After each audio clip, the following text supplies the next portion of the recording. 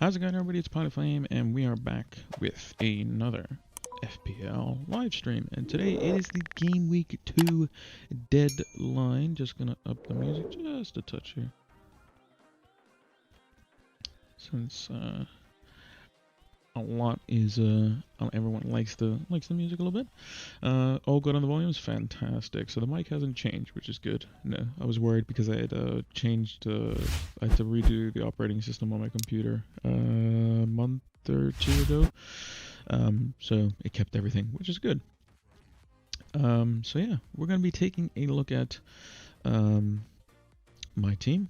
As per normal, we'll be taking your comments in the chat. We'll be looking at a feature that I didn't use last season, but we're going to use a lot more.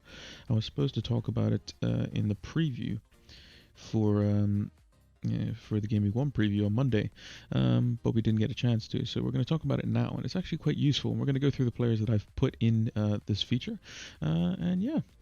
We'll take a look at that, and then obviously we'll have captaincy discussions and all sorts, but you know, the usual. But yeah, let's talk about Fantasy Football Scout really quickly.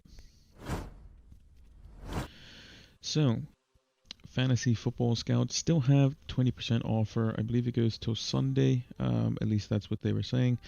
20% off. I mean, look at just look at everything. It's fantastic. 150 plus members articles. You know, you have Rate My Team, 3-player comparison tool, all that stuff. They have everything. So it is a fantastic tool. I use it personally for my videos, as you can see for the graphics on each video. So yeah, it is a fantastic tool, and I think it's only £20 normally when it's not even 20% off. So, and that's for the whole year. So it's absolutely fantastic. So make sure to go check that out. There's a link in the pinned in like the links in the about section. If you're watching this later over on YouTube, it'll be in the description down below. So make sure to check out Fantasy Football Scout. It's a fantastic tool, and I think you're gonna like it. So yeah, without further ado, let's get into it. So, we have the team up on the screen. So, we still have one transfer we could potentially make this week. I don't think I'm going to be making it. I think Joel Veltman, as you can see, he's red flagged. We mentioned that in our lineup preview video we did yesterday, or for those of you in the UK, wee hours of the morning. And yeah, I think our team is team's looking good. I mean, we got Sanchez in goal, Alexander-Arnold, Tsimikas, Shaw, Salah captain, no issues there. Benrahma, Barnes. I mean, we do have, the one worry this week is that we do have a bunch of players playing against each other. Luckily for us, they're all in attack, which is ideal. So last week we had the same thing with Benrahma and Antonio versus Wilson, but obviously a goal fest helped out there. But Ings and Wilson go up against each other. I have no problems with that because I think both defenses are quite porous.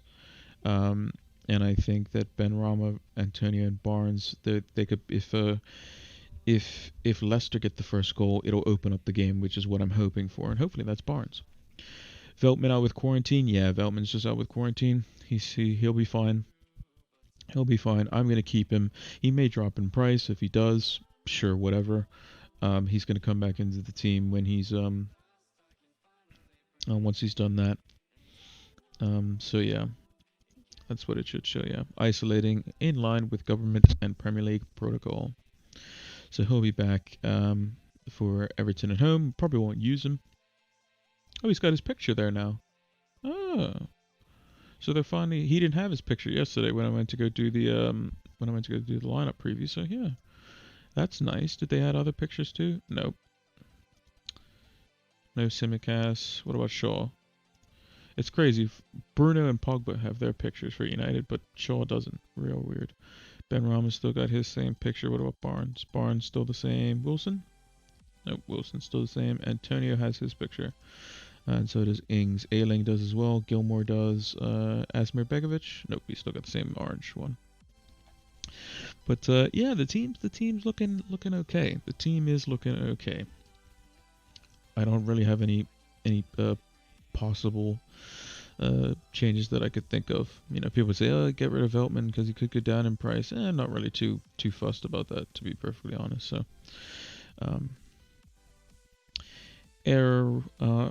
Irresponsible IRL. Hi, wondering, can you take a look at my team before the deadline? Sure, if you post it in the chat, we can have a good old look.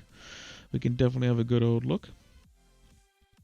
You could just type it out in the chat. We'll probably understand the abbreviations, but yeah.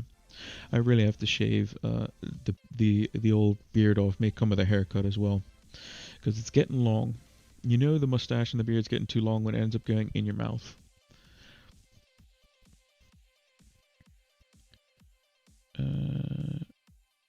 Will this work? I believe it will.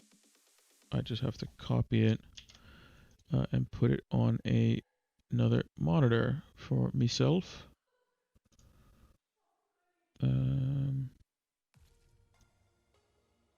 Yeah, we should still be fine because it should still show the window while I'm doing that. Right, so the team is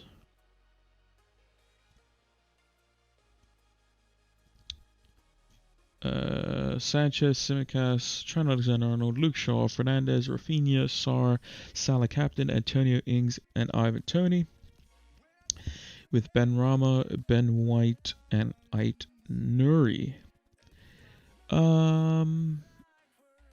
Yeah, I think that's perfectly fine. I think, you know, you're going to have a bit of a decision, obviously, between Rafinha and Ben Rama, but I think obviously Rafinha is playing against the worse defense. So yeah, I think you're okay there, to be honest. I don't see any changes I would make personally. Maybe you could say Ben Rama over Sarr because of the home fixture, but apart from that, I think you're looking okay, to be honest. Next time you can probably post it. Probably if you type it in the chat, it's probably easier. If those in the chat that don't want to open up the image, but yeah, I was able to see it. Hey Ben Gamma, I brought Reguilon in. Is that a good choice? Yeah, sure. I think it can be. Spurs have a good 3 run of fixtures. Reguilon looked very attacking even versus City. So yeah, I think it could be a. Thanks for the feedback, much appreciated. And yeah, we'll do. Why did I type Q? Lol. I don't know. I've often, if you ever see me typing, people at my work will know. I just and that on the end is the backspace key. So yeah, thank you for the follow as well, Arrow. But yeah, we started off good, and we're doing okay. We're doing okay. The 110 points. So this week I'm expecting to get like 30 points, but that means everyone else is probably going to get 30 as well, unless there's a big discrepancy in captaincy. So like if Bruno gets a hat trick and Salah gets nothing or something again.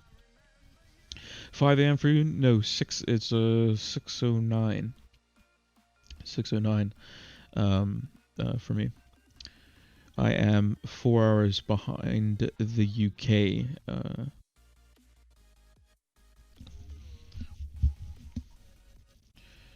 So yeah, but yeah, let's talk about the feature that I haven't used or didn't use last season, and that is, so when you scroll up, I'll show you where you can do it. So this is the normal transfer screen, right?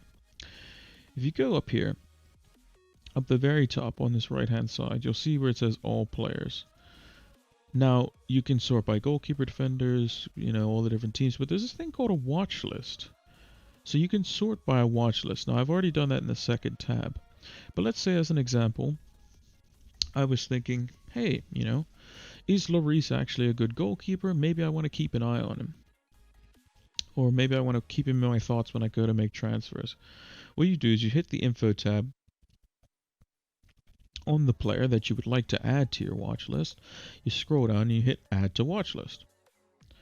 And then what happens is you populate this list which is what I've sorted by already. I've sorted by watch list already. I've already populated it with a bunch of different players that I want to keep my eye on. Now, most times, so like if you ever watch or listen to rather FPL General's podcast, it used to be called the 59th Minute Podcast, but now I think it's called the Athletic FPL Podcast or something like that.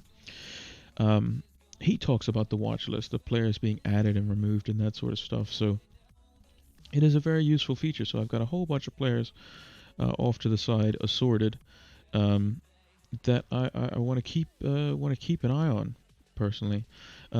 So we can start at the top here. So Rea, not really exciting. He's obviously a goalkeeper, but could he be the next Emi Martinez?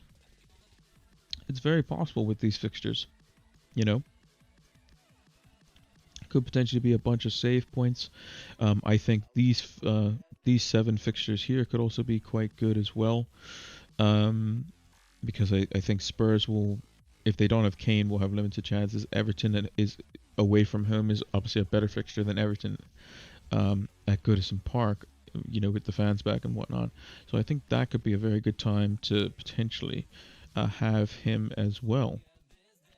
If he's going to be making saves, I mean, he looked very assured of himself when making those saves versus Arsenal, especially the one for Pepe.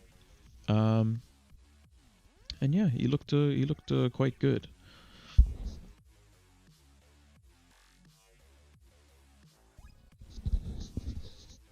So yeah, I added him to the watch list. For defenders, we've got Ricardo Pereira from Leicester. We got Aaron Cresswell, James Tarkowski, Japhet Tanganga, Duffy, who I believe is in place of Veltman at the moment at 4.0, so he might lose his place, although Graham Potter's been talking very highly of Duffy. We have the likes of Luca Digne as well, Ben Mee, who could have scored as well, and Aki Jana Hoover, I pronounce his name, are all on the watch list. Pereira, just because of, you know, when he's at his very best, he is a very good fullback, and for 5.5 it can't be ignored. Cresswell, we knew his qualities before the start of the season. Tarkowski and Mee.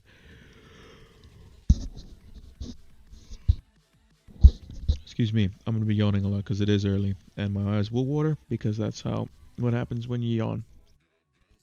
Ugh. We'll get used to it. Cresswell and Ben Mee. For Burnley, we know what we're going to get out of them. Potentially some goal threat, maybe some clean sheets when they're on song. But for the most part, potentially overpriced. But I still want to, see if Burnley get back to that clean sheet potential. Because if that's the case, then they're going to be the ones racking up the bonus with the shots on target. And the clearances and blocks and that sort of stuff is what they'll generate for themselves. Japhet Tanganga. 4.5 million, so he's a very cheap Spurs defender. If he's playing well and getting forward, we can see him being a very good FPL asset. Obviously, had a brilliant performance on the eye test versus City. Escaped without a yellow card, funnily enough. I'm not sure how that was possible, but he was making a lot of tackles.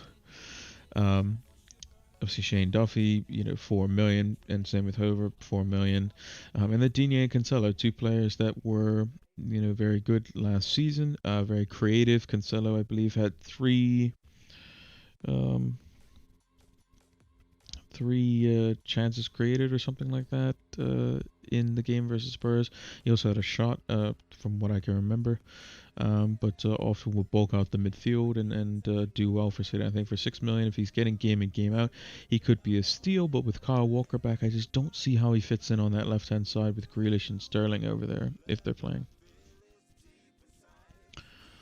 From Gameweek 3, isn't it Arsenal have the same fixtures run Gameweek 4 to Gameweek 20, bar 2 games? So from Gameweek 4 onwards, Arsenal. Let's see. Let me go back to the regular transfer screen. We'll type in Aubameyang, I guess.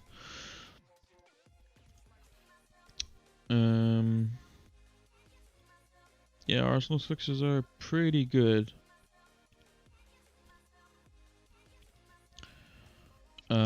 They have Spurs in 6, which probably isn't great for them, although it is at home. It depends on if Kane's playing. If Kane's playing, then it's a different prospect. If Kane's not playing, then it could be, could be easier for them. Leicester away is difficult. Liverpool away is difficult. Man United at home is difficult. So I would say this block is probably not ideal. But the rest of it is very good. My problem with Arsenal is that I think they're just rubbish. I think they're really bad. I predicted them to come 10th, I want to say, in my Premier League predictions.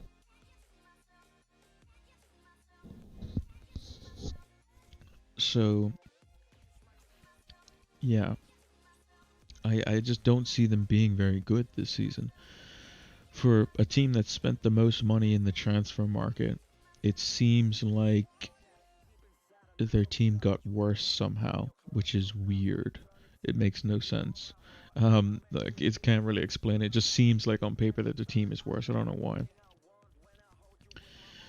But anyone you'd get cheap, I mean, the only player the only players that you could probably consider is potentially a midfielder, maybe.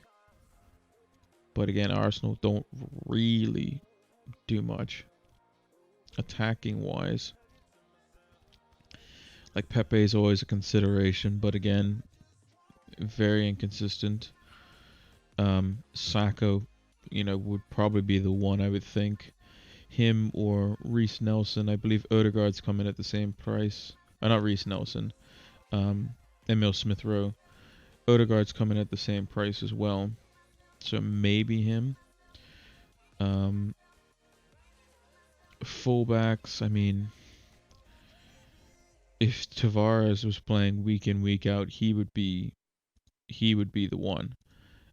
Tierney's too injury prone for my liking. Ramsdale could be a keeper that potentially allows us to have some save points. But again, I'm just not really, looking at Arsenal with any kind of, glass half full mentality. I just don't think that they're of the quality of reliable FPL assets at the moment. They're kind of akin to like picking an attacker for Brighton. You never know what you're going to get out of them. The stats show like what they can and can't do, but most times it's more of what they're not doing from how good of stats they potentially have. And they have to live up to those stats in order for them to become FPL assets. So, yeah. Rotation for me for mid or it's always the issue. I mean, yeah, if they can get a midfield place that is ideal, or something crops up like a Saka or a Smith Rowe where they're performing consistently, then maybe we'll put them on the watch list. But for now, not going near them. Ben White for me is the only touch right now. Even Ben White I don't want. Defensively, Arsenal, like last season, they were saying like what was it, after the January transfer window, Arsenal had like the third best defense, but to me on the eye test, you would never have guessed it, to be honest. You would have never have guessed it. That they defensively, Arsenal, I think, have for a long time not been good. The eye test just shows it. They're very weak on set pieces. I mean, the second goal from Brentford shows it. Brand new center back in Ben White comes in, ball gets lobbed in, bounces over him basically. Keeper's in no man's land, and the ball ends up in the back of the net. Like, it's just a shambles. What happened to Gabriel? I believe he's injured. I want to say. Yeah, he had a knee injury. So he's going to be back for the nice run. But again, if you're paying $5 million, you might as well get Tierney if he's fit. Again, if fit. That's the problem. Hey Nuka, how's it going? Team's looking good. Team is looking good. We are okay with the team at the moment. Not gonna make any transfers. We're gonna bank that one, save it for next week. And roll with the punches, as it were. So yeah, I think we're doing okay. Hopefully you had a good score in game week 1. I mean, a lot of players did. If you had the normal, you know, if you had Trent, Salah, Fernandez, either Salah or Fernandez captain, Antonio or Ings or somebody like that, you should be looking at a decent score. 99 points. Yep, that's pretty good. Honestly, anything above the 80 mark, you should be fine off the start. If you're inside the top 2 million, you're already looking great. Obviously, we have, with the team I've chosen, we obviously got off to a slightly better than 2 million. But we got to maintain it. So just one week wonder can't happen multiple games in a row without proper management. So that's what we have to do. But I don't see any changes that I would need to make, to be honest. Keep it simple and run them out again.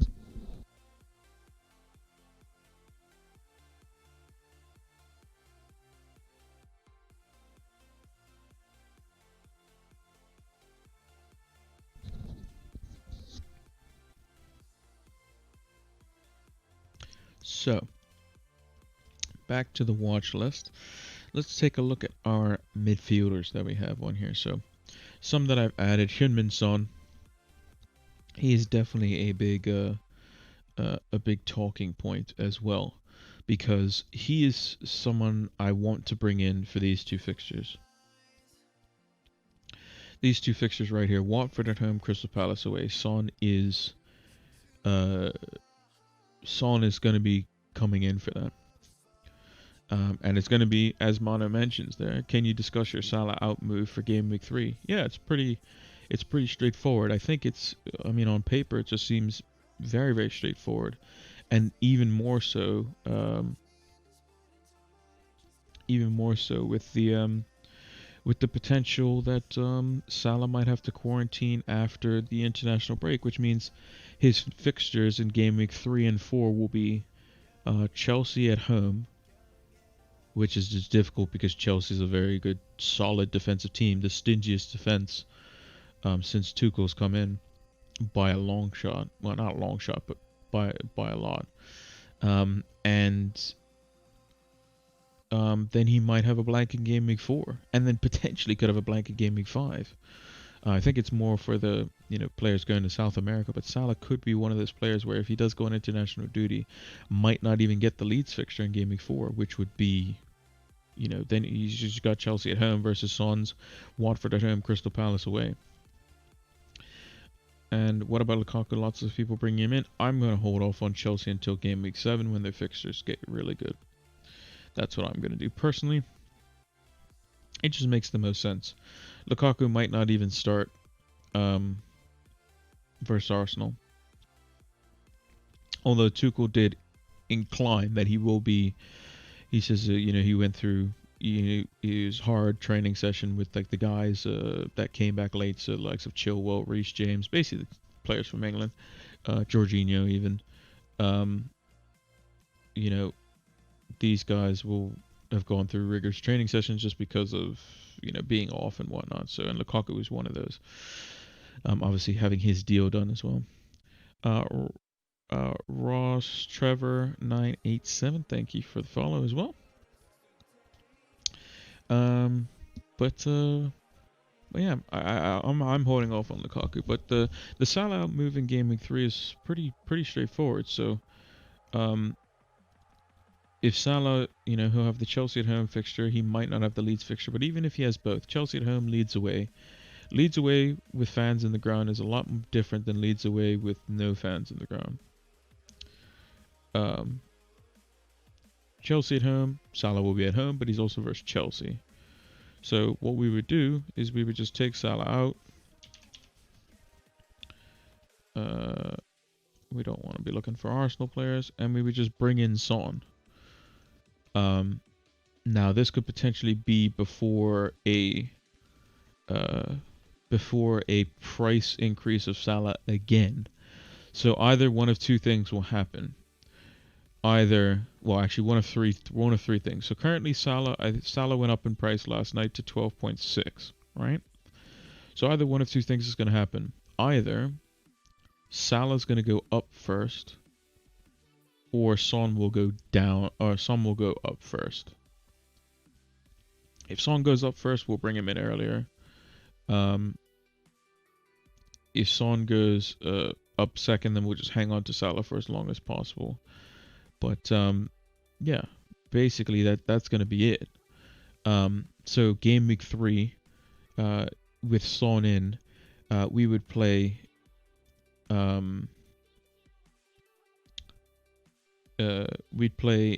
Ayling versus Burnley away, instead of Tsimikas. Tsimikas would be on the bench for the Chelsea game. We'd play Trent because Trent, but Tsimikas might not be playing, so we'll play Ayling versus Burnley. We'll play Shaw, we'll play Trent Alexander-Arnold.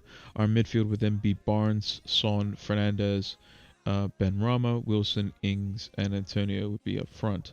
And we would captain Son for game week 3. Watford at home, I believe, is the best fixture on paper. Wolves away could be good for Man United, but I think Son captain versus Watford, I think that is a very good option. Spurs at home with the fans. The new stadium is definitely quite intimidating to go to. I mean, in a month or so's time, Anthony Joshua is going to be fighting there for the heavyweight championship of the world. So yeah, very, very intimidating place to go. And arguably the best stadium that's currently been built. Very, very good stuff. Then we'll have 2 free transfers after the international break for game week 4. Now, if Salah comes back or not, we'll just ignore it, basically. It's just a matter of what other transfers we want to make. Now, the one I wanted to make was Ings after his first 3 fixtures, because obviously they have a sea of red afterwards, was to get rid of Ings and bring in Raul Jimenez. Now, we'll have to see if he's exempt as well, because he was one of the names on the list that could be in a situation where he can't play because he's going to Central America or South America, wherever Mexico will be having their games. So that could be an issue for game week 4. Hi Zodiac, how's it going? So yeah, that was the ideal plan, and then it was to be rolling another transfer and go into game week 5 with 2 frees, where we would get rid of Son, bring back Salah. Now we have with Ings in the team, we have 0.5 million in the bank. Yeah, I'm doing good. Hope you're doing good yourself. We have 0.5 million in the bank even with Ings. So we would bring Salah back. And then the change we would make, because Benrahma has Man United and Leeds, whereas Rafinha would be playing that same fixture at home to West Ham, but he would also have Newcastle in game week 5. Now, Rafinha could also be subject to these quarantining rules. However, game week 5 is more likely for him to play if he does. And the game week 4 fixture would be against Liverpool, so we don't really care about that. So yeah, the fixtures would then allow for us to bring in Rafinha if he was playing, and those would be our 2 free transfers. And then game week 6, we could just make a transfer. Don't know what that is. Haven't figured that out yet. We'd have to do it if we were going to wildcard in game week 7. And the game week 7, we would bring in the likes of Lukaku and whoever else. Ings to Bamford could be an option as well. The only problem with game week, bringing Bamford in game week 4, is that it is a tough fixture. It is versus Liverpool. So would I be opposed to it? No, because the last time they played each other, or the opening day of the season last year, it was 4-3 or something crazy. Yeah, so Ings would be the one to go in game week 4, almost certainly, because I think Ings' 2 fixtures, Chelsea and Everton, I believe it is, versus Callum Wilson. Callum Wilson will play United and Leeds, which I think is slightly better. And then Antonio, he has Southampton and United as well. But I think he could be fine. Now, Antonio's another one. Antonio is also another one that could be quarantined for game week 4. But again, so DCL might have to be the one, to be honest. DCL is, he could be the one to replace Ings. But I might have to keep Ings and just get Antonio.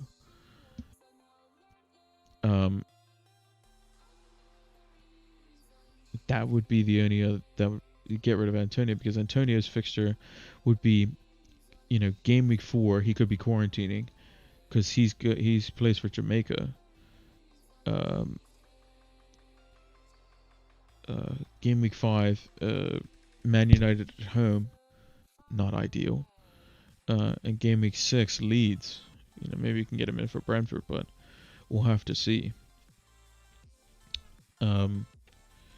But Ings has Chelsea away, which is really tough. And Calvert-Lewin in a straight swap can't do it because obviously 0.1. He's already gone up in price.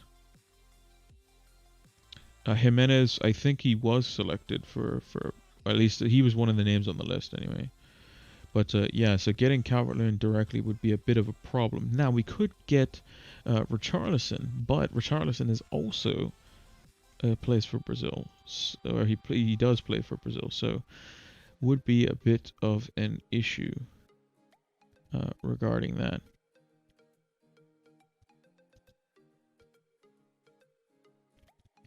So what we'd have to do is, in order to compensate for that, is we would need to, instead of getting rid of Benrahma, and if we wanted the extra money, we'd have to get rid of Barnes, which would be unfortunate because Barnes has, we'd have to play him versus Man City at home, but maybe we can do the Rafinha transfer one earlier and then play somebody else potentially. We'll have to see what this rule is going to be. But basically, I'm only going to make the one because I know Son's fine. Son doesn't have to worry about quarantining or something like that. So that's the one thing. And Salah is one of the players on the chopping block. So the players in my team that could be on the chopping block, or they could be, on the quarantine block, as it were, is Salah and Antonio. Those are the two that could be at harm here, basically. And then Simicast obviously not playing wouldn't be ideal.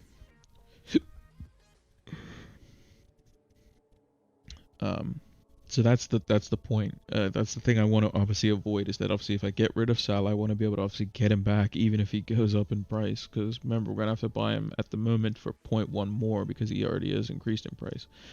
Now, if we get Son in before he increases in price, and then he increases in price again if he does damage versus Watford, I'll have a longer time to generate 0.2 on Son than I will the extra 0.1 for Salah. So, yeah. Speaking of which, I need to check and see.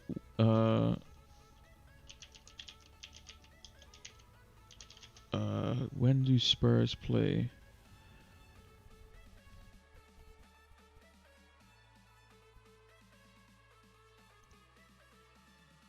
Yeah, Google doesn't even have the Europa Conference League fixture that they even played for Spurs, which is a bit weird.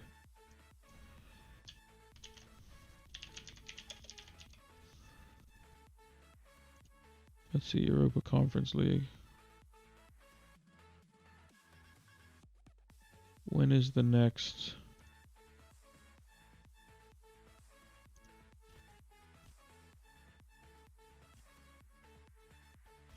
I'm trying to see when the next fixture is for that.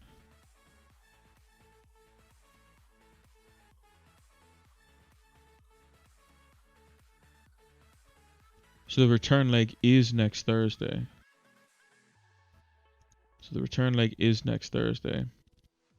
For that. So that could be one to watch as well. Hopefully they don't need Son for that. They shouldn't need Son, surely. But I might have to wait for that. So hopefully Salah goes nuts. He goes up in price. Son doesn't get injured in the game versus or play in the Thursday night game is fine, and then we can sell Salah for 0.1, which would be nice. Let's see. Are you going to sell Veltman or wait until he's just ready? I'm just going to wait until he's ready. I don't need him. I mean, he'd be nice to have on the bench this week, but we don't need him till game week 4, really, because we're playing Ayling over Tsimikas next week. Dennis from 4 to 7 is a bold call. Yeah, I mean, Watford players look good, but yeah, he could be. It was a surprise to me who Watford were starting. I got both Benrahma and Antonio. Do you think it's worth to start Tony instead of Benrahma?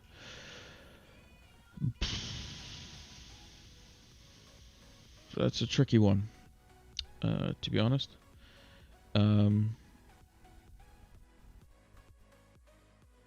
Personally, I would just go with the guy who scored last week, probably. But Tony's fixture against Crystal Palace is very good, although it is away from home, so it is a bit of a toss-up. But he may have a situation where he has 5 good midfielders, 3 forwards, 3 defenders. So yeah, it's a tough call. I think Benrahma's fixture is worse, but I think he's the one who scored points last week. So me personally, I would probably favor Benrahma, but Palace didn't look great either. So Tony did everything right versus Arsenal except score. So you don't buy Tony to bench him, but you also don't buy Benrahma to bench him either, to be honest. Yeah. Who's your third main defender when Robertson pushes Tsimikas out? So basically we have rotating defense. So from game week 3 onwards, we have Ayling and Veltman. So obviously Veltman, having to quarantine isn't ideal. Fine. But we don't need him till game week 4 anyway. So basically my plan was Tsimikas gets 1 and 2. Ayling comes in for 3, for 5, and for 7 if we still have him on the wild card, but maybe not. But let's say we wild card in 7 and he's not going to be in the team. We'll have him for 3 and 5. And then Veltman, assuming he's back fit and perfectly fine, we'll have him for 4 and 6. So they basically layer perfectly over one another. Quite nicely. Brighton and Leeds layer over each other quite nicely. So when Brighton has a really good fixture, Leeds have a really bad one, and so on and so forth. Now, if that defender doesn't play or whatever, then obviously Leeds problems with benching. Because you obviously ideally don't want the bad bench defender to come in. Because he's probably not going to get a very good score. So, yeah.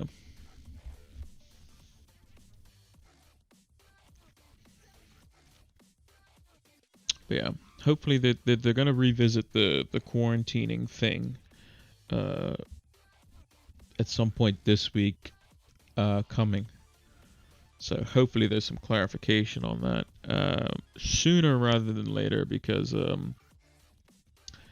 going to have a lot of managers saying, yeah,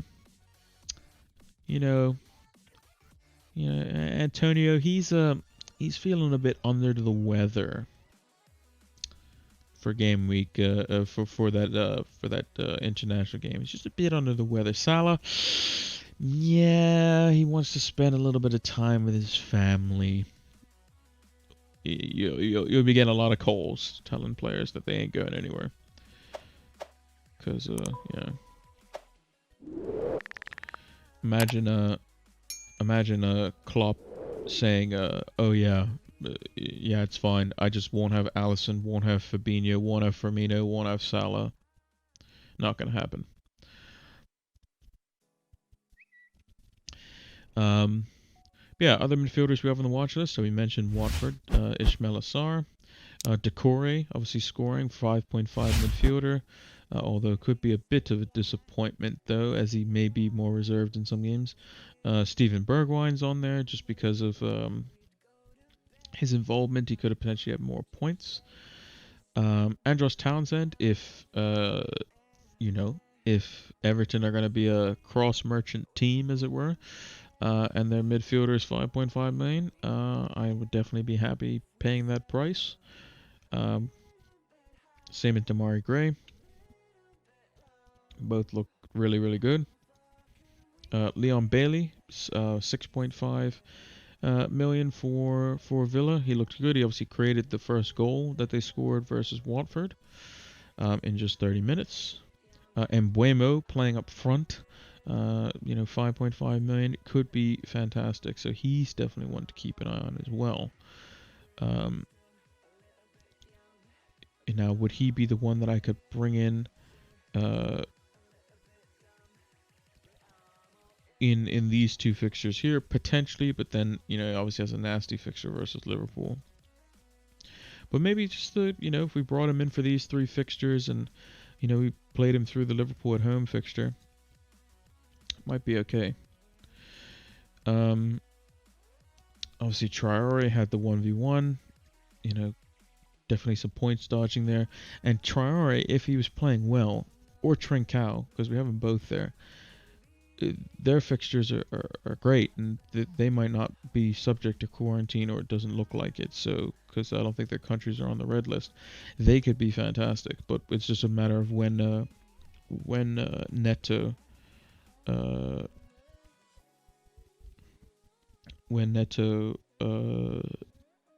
is when Neto and Pedence are back, basically.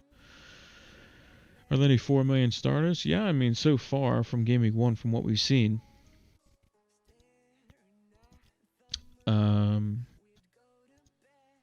it's going to be defenders. Amarte is probably going to get another game, most likely. Duffy's starting for now, but I think that's only because of Veltman. Livramento is probably going to be starting most games, I would think. And Hover is the other one that's currently starting as well. In the future, potentially Brandon Williams for Norwich. He looks like he's going to Norwich on loan. And then Omar Bamadeli, who is back in training and fit and available, could be good as well. So we will have to see how that one pans out. Manquillo will probably get a game every now and again, but probably not enough to be consistent.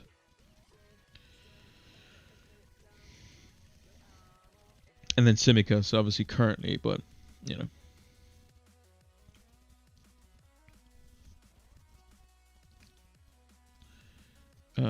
Walker Peters thinks he starts, not Livramento. Yeah, possibly. Again, if I had to say longer term, the most likely to be nailed on could be Livramento, Hover potentially, Bamadeli for Norwich, and Brandon Williams would be the ones. And then Semedo might start over Hover as well, yeah. So I think Brandon Williams, it's the future Norwich guy, Brandon Williams, not Nico Williams, Brandon Williams. That could be, for 4 million, could be okay. Because you're not going to loan somebody from Man United and not play them, right? So hopefully they play him at right back, because that's where his position is. But I think that's Max Aarons' side, so maybe they're going to play him at left back. I don't know. I mean, he's so right-footed, it's crazy. Like, just play him at play the poor kid at right back, Another useful feature, if you guys don't know, is these team news bulletins down the bottom here, so you can kind of get a little snapshot of things that are going on. So you can see like Willock to feature, Shelby ruled out, Henderson and Thiago back in contention, Trier ruled out, Watkins face a doubt. You know, you can see all these little snippets down here, which give you kind of you know, a overview pretty much of what and who could be involved in these games. So these articles are very, very good. So yeah, really, really exciting stuff there for those. But also Fantasy Football Scout do a fantastic team news video, usually on Fridays, which give you kind of the rundown of the press conferences, which is always nice. Where we're in the watch list. And then Jack Grealish, obviously. You know, Jack Grealish, £100 million man. Highest fee in British transfer record history. Definitely one to keep an eye on. If you watched my tactics talk video, you would have seen that even though he was playing in the left side of a 3 in midfield, he was often playing in like the left half space in and around the edge of the box driving in. And Sterling was playing the wide position, so Grealish could be very, very useful on that front at 8 million. So could be very David Silva-esque, but if he's the assist of the assister, then that's obviously not ideal. And then for the forwards, we got the 2 Everton guys, so Richarlison and Calvert-Lewin, both have gone up in price. Saint Maximin, I think, is one to keep an eye on. I mean, he just was shredding people to bits. So I think he could be one to watch. Adam Armstrong, he's fantastic finish versus Everton, but the fixtures are a bit mixed. Maybe in this run here, this little spell from 9 to 12 could be okay. Cucho Hernandez, now this could also be Dennis as well, but he came on and did well. If you know, he looks like to be the second, basically potentially the backup, could be the startup again for 5 million. We don't know. Jamie Vardy, obviously getting the goal versus Leicester. You know, they still have decent fixtures to come. And could be good. And then Raul Jimenez, obviously coming back from that horrific injury, looks lively, but again, will the quarantine rules stop him as well? So yeah, that's the watch list. And yeah, you can remove people off the watch list by just clicking on their eye and then hitting remove from watch list, and this will get updated. Basically, after game week's done, I'll update this. And be using it a lot more to keep some players in my thoughts that impressed me the most. Still think Grealish will get rotated too much. Excuse me.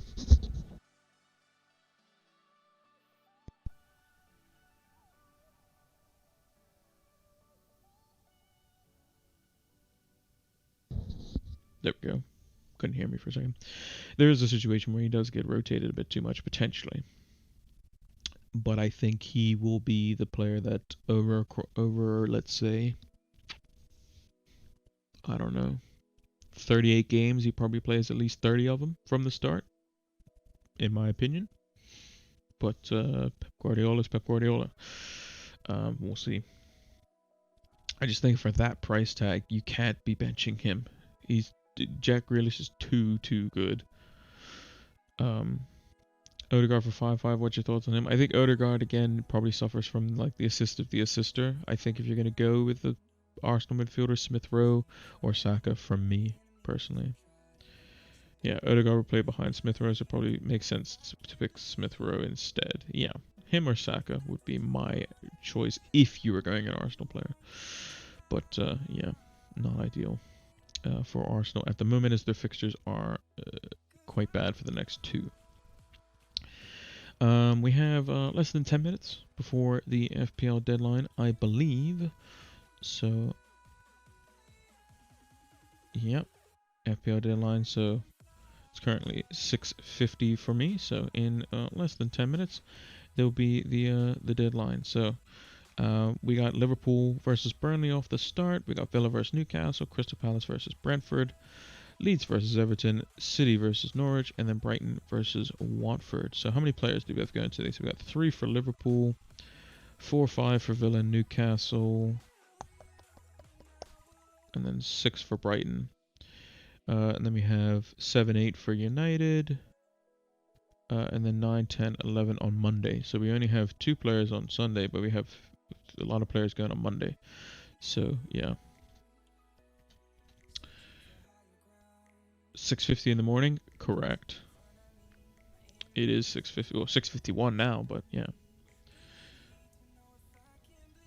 It is early o'clock. You're up very early. It's 11:50 here. Yeah, unfortunately, when you're on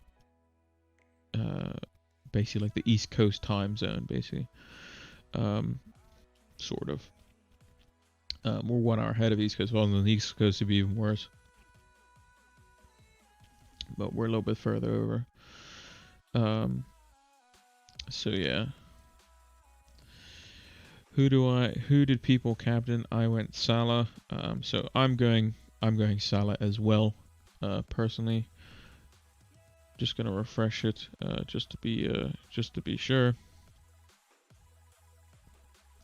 Yeah, so the bench order doesn't really matter, to be honest. Veltman can stay there.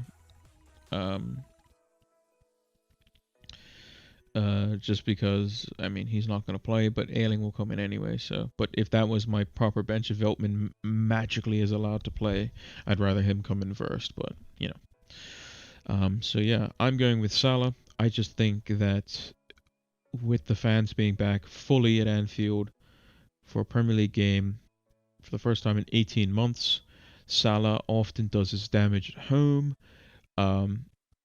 Liverpool want to get revenge from the last time they played Burnley. Also, Burnley conceded the most chances down their left-hand side, basically, so Salah and Trent's side, more than any other team last season. Burnley's defense away from home is worse than Southampton's defense at home. So, yeah.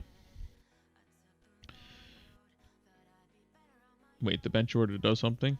Yeah. So basically, the minimum... I played for like 6 years and never knew that. Okay.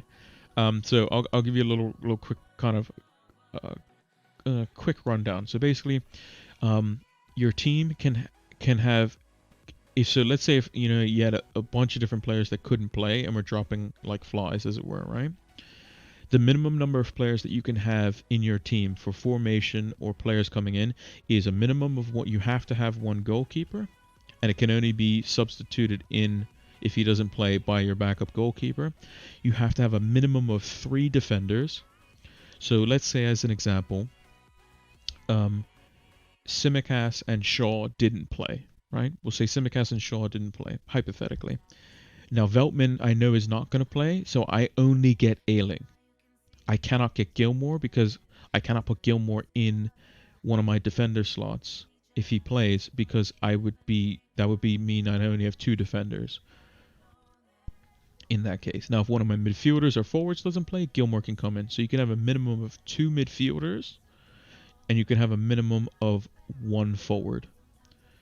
So it would be really dicey for me this week if I had 2 defenders not play. So if like Shaw or Tsimikas didn't play for whatever reason, I know Veltman's not going to play, so I'm going to have a donut in one of those spots, and then Ayling's going to come in for the other one. And it comes in the order.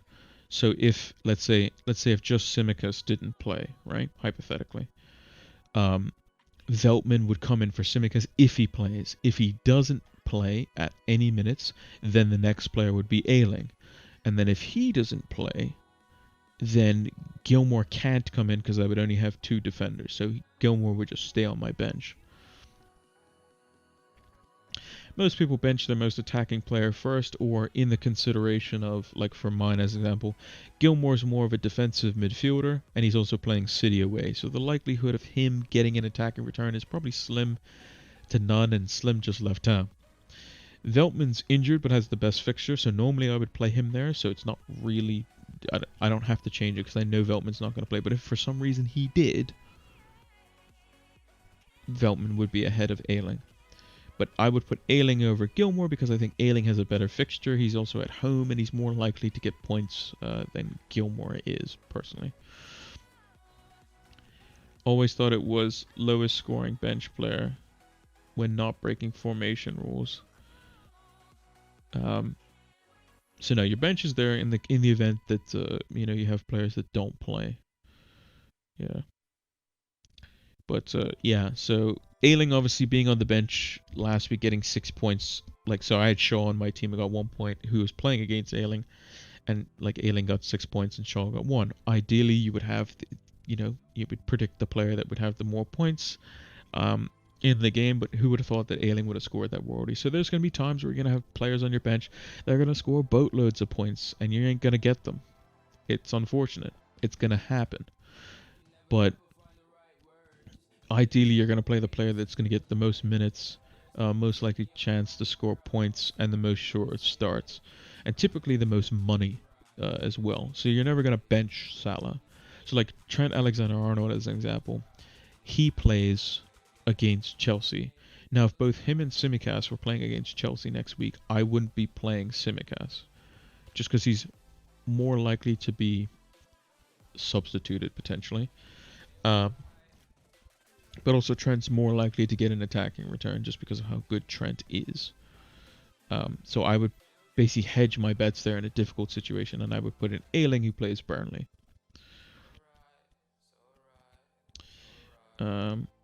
And always pick a player with the biggest chance of 90 minutes as well. Exactly. So like Gilmore's going to get 90 minutes, but so is Ayling. Gilmore's probably less likely to get an attacking return because he plays defensive midfielder and he's kind of just there for a 2-pointer every week.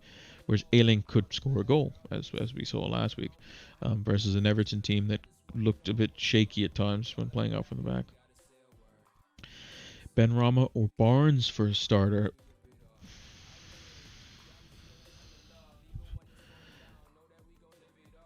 If you can play both, but if I had to choose, I would say Benrahma because home fixture. That's it.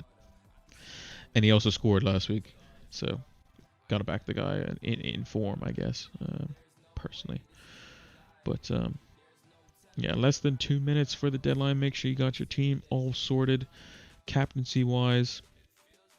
I'm going Mo Salah. Just gonna refresh the team one more time, just to be 100% safe and sure. So yeah, we're looking okay. We're looking okay. Just move Ayling ahead of Basuma and White on my bench. Yeah. So Ayling would probably. So if you had to pick, if I had to pick players, most likely I would probably put. If I had Ayling, Basuma, and Ben White. Ben White's definitely at the end because he plays Chelsea. And then Basuma again, much like Gilmore, probably only a 2-pointer. He might score a worldie every now and again, but I think Ayling's a lot more attacking and is up against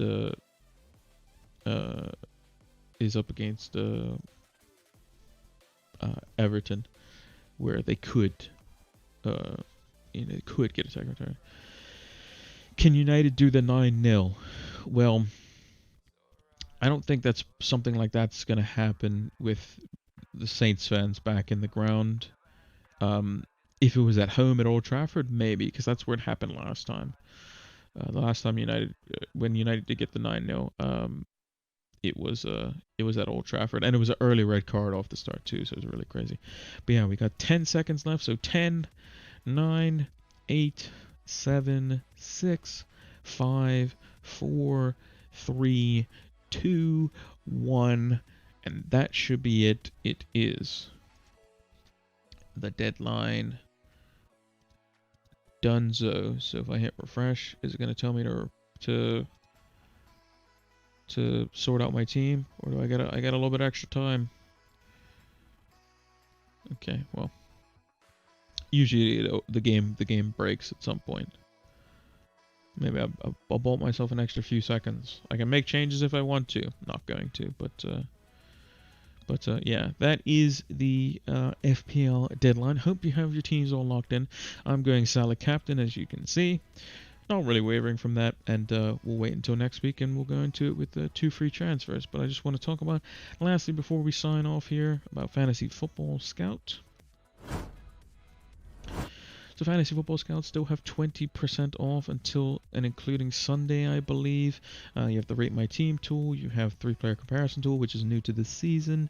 You have the fixture ticker as well as the stats powered by Opta stats. So yeah, make sure to check that all out. There is a link in the about section, and if you're watching this over on YouTube and the VOD goes up, there is a link in the description below. But it's a fantastic tool. I use it for all my videos as well. You can actually see the link in the chat as well as all the socials, to make sure to check us out over there as well. But yeah, let's move over to the big screen. So yeah, thank you all for watching the FPL Deadline stream. Hopefully your teams do just as well as they did last week, if not better. For some reason, I'm still able to change my team if I wanted to, but we'll ignore the FPL site for now. But yeah, we'll be back with an FPL stream on Monday. That'll be after all the fixtures are done, and it's going to be pretty much a similar week of content. We'll probably be doing a tactics talk. It depends on not really too keen on the Arsenal versus Chelsea game, but we might do a tactics talk for that if Lukaku plays, because that'd be very interesting to see kind of how he's positioned in FPL, and that'll be on tomorrow on Sunday. We have the preview on Monday. We have captaincy videos normal on Tuesday, and then we'll have we'll definitely have buy, hold, sell back on Wednesday. We'll potentially look at maybe we'll do Pep Roulette on Thursday. I'm not too sure, but there's going to be a video slot there, because I don't think I'm going to do a wildcard video. It just doesn't make sense. The only reason I did it for Gameweek 2 is because it just seems like a time where a lot of managers might wildcard if their team's awful. Friday we'll have the lineup preview, and then back again for the Saturday deadline. So make sure to follow us on all the socials and that sort of stuff. Links in the about section or in the description below, depending on what platform you're watching on. Yeah, thank you all for watching, and until the next one, take care.